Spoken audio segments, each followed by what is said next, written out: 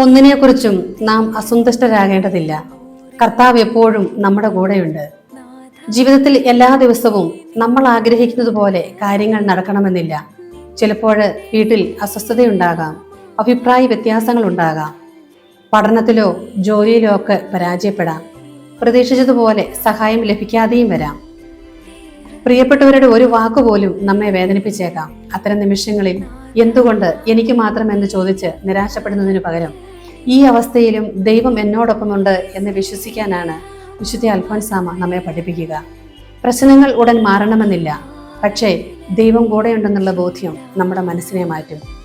പരാതി പറയേണ്ടയിടത്ത് ക്ഷമിക്കാനും, ഭയപ്പെടേണ്ടയിടത്ത് ധൈര്യപ്പെടാനും, വീണിടത്ത് നിന്ന് എഴുന്നേൽക്കുവാനും അത് സഹായിക്കും.